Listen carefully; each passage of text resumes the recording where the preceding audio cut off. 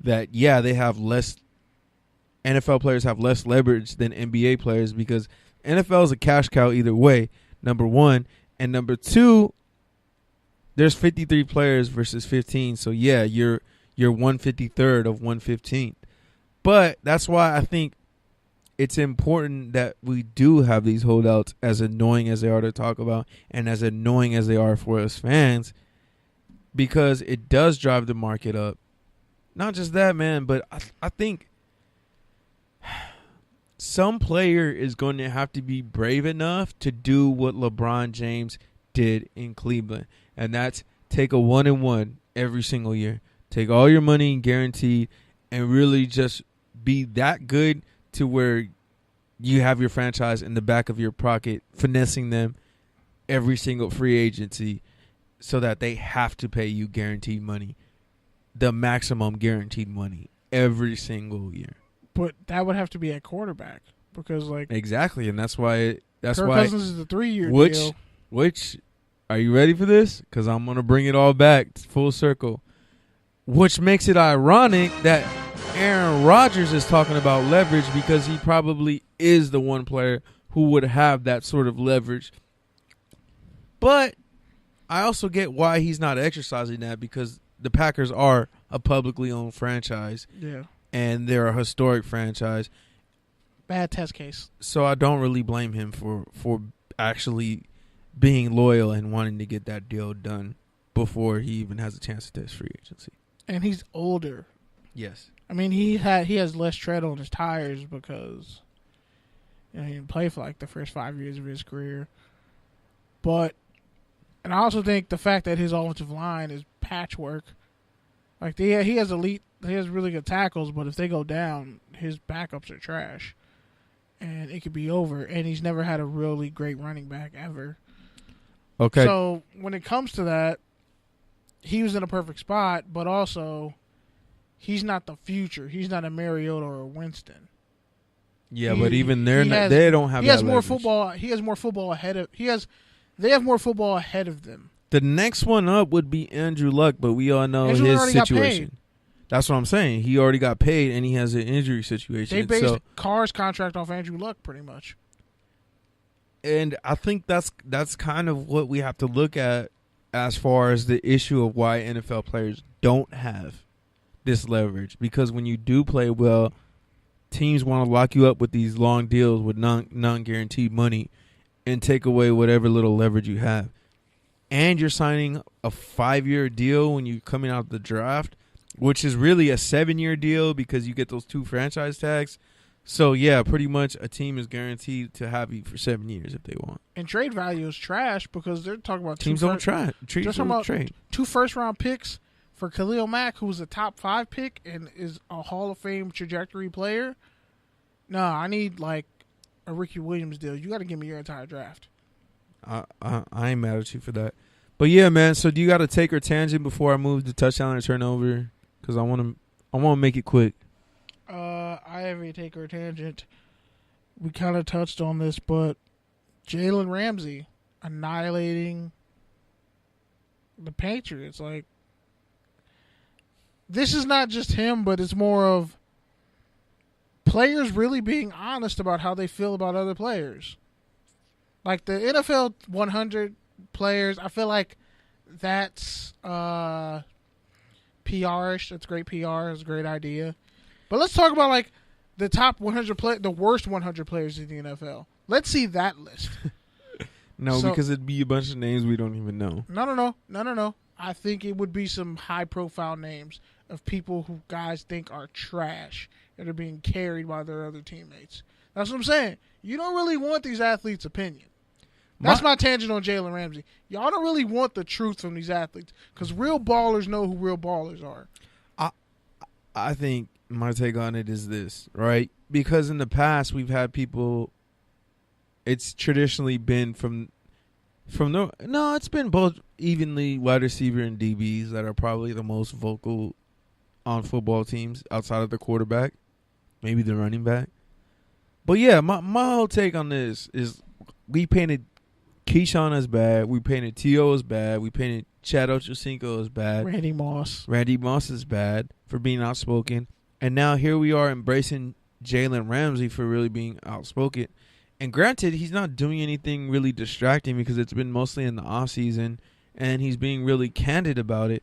But I think it just kind of shows. Factually right, too. It kind of just shows a shift in our culture and about how our youth is being a lot more outspoken. And overall, they just are more opinionated, outspoken, and comfortable expressing themselves.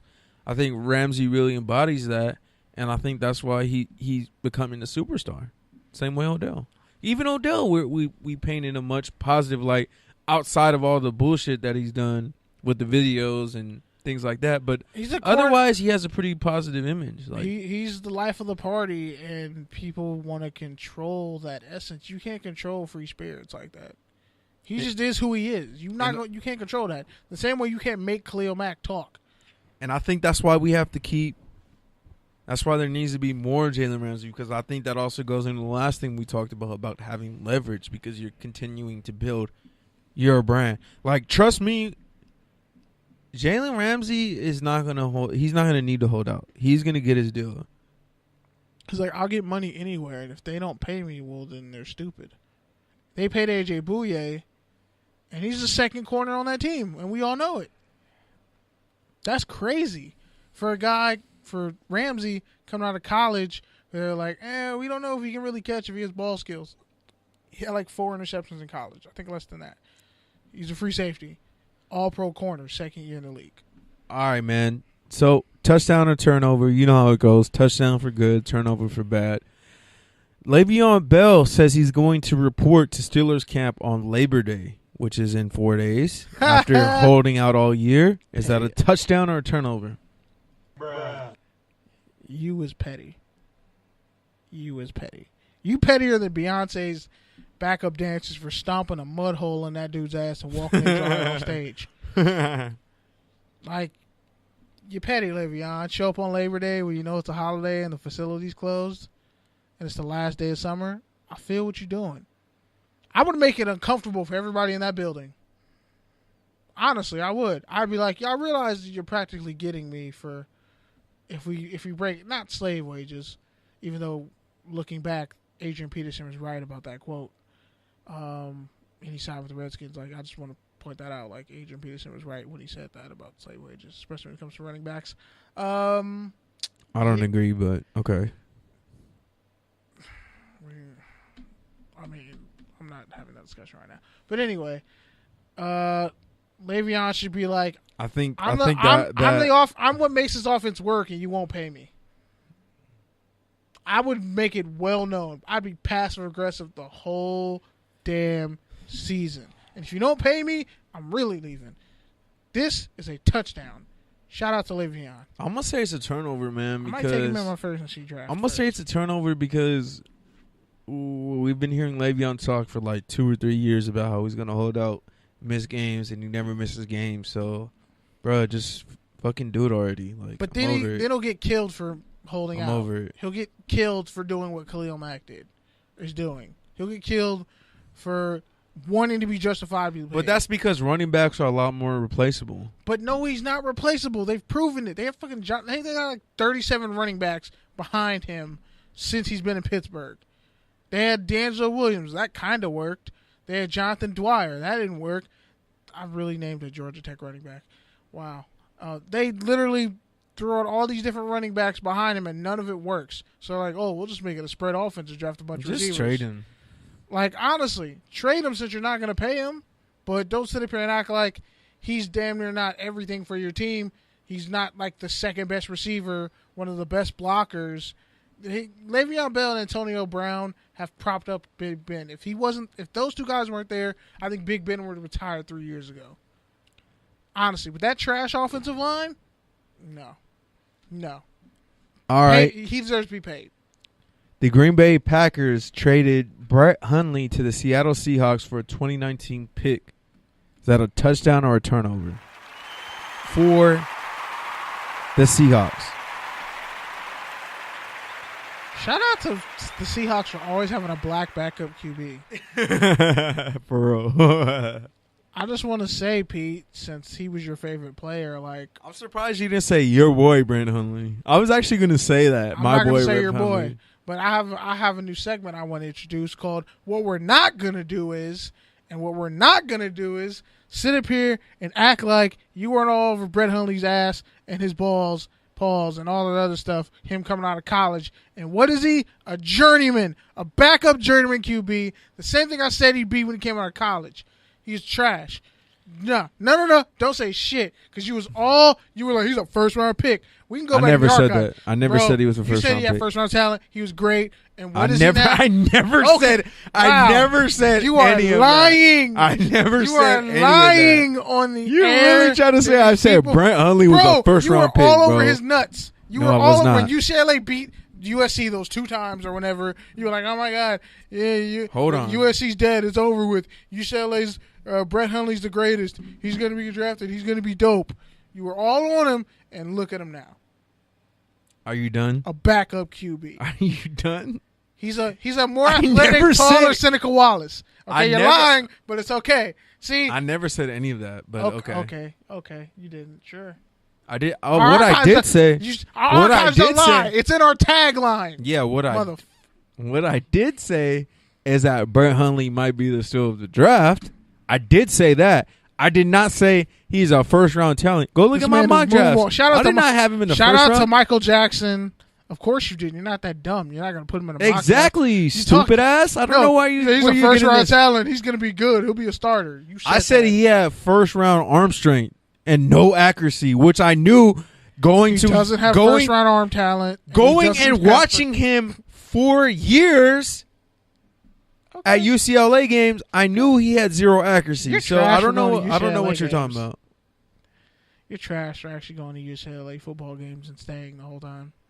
I mean, I'm sorry. I heard the tailgate was great. I'm sorry. I actually enjoy watching football, and I actually enjoy. I wouldn't being enjoy. turned up, I wouldn't call and I UCLA actually football enjoy enjoyable. being around I a would- bunch of I would- young and old drunk ass people I grilling. like that too. That's and why I having was a at the great USC time. game. Passed out for 30 seconds. That's why I was at the USC game. I wouldn't go to UCLA. Yeah, but UCLA UCLA game. tailgating is way better. Than USC. Well, It's like I literally mean, hundreds of times better. Have you seen the USC setup? It's pretty awesome. I feel like USC Have you tailgating. been to a UCLA tailgate? No. Oh wow, KB shitting on something he's never been to. Okay. Wow. Don't make this a Coachella We already argument. talked Stop about this making before. everything a Coachella argument. You Well, do that no, all the time. because you shit on things you never experience or do all That's the not time. true. No, When I- you're literally the person who gets on air every single week and tells people to experience culture and experience things and to enjoy things. First off, and you're the they're not first letting one, my ass on that and golf you're course the- at UCLA. That's and what you're forgetting. the first one to shit. What, bro? There's bro. lots of black people there. No, I'm saying they tightened up tailgating rules. You understand that, right? Like 5 years ago, and they've loosened up since then. But again, you haven't been there. Says the USC fan when they don't even allow beer on the premises. When they don't First even off, have we parking. drank on campus. What are you when talking they about? don't even have parking. Catch the train, bro. When they don't even really have a tailgate We caught an set up. Uber there. You literally You just go to other people's tailgates. You and literally just catch just on. you literally just sit on campus and tailgate. Like, I mean, that's cool. That's like, awesome. don't get me wrong, but I'd rather be on a nice, comfy golf course. You're with bougie. everybody You're a bougie all fan. in one area Barbecuing on the 18th hole. and not spread out randomly throughout campus, but like still all bunched up and cluttered together. Like, it's a mess. We were bunched up and But cluttered. honestly- we had fun at that Honestly, USC tailgate. no, yeah, honestly, and USC has like the nicest porta potties I've ever seen in my entire life. Honestly, remember that one girl who kept trying to throw up and she couldn't? It was funny. All right, man. Next one. Yeah, but Brett Hundley. Teddy Trash. Bridgewater traded to Whoa. what? That caught me off guard. That caught me off guard. I wasn't prepared for that. Way to be professional. You said Teddy Bridgewater. Teddy Bridgewater was traded to the New Orleans Saints this week from the New York Jets after we heard rumors. So, is it a touchdown or a turnover for Teddy Bridgewater? It's a touchdown for both sides. I think he was good enough to be the starter. But Darnold was good enough to be the starter, and they can't to mess up his rhythm, so they might as well get some trade value. And they got it. Now,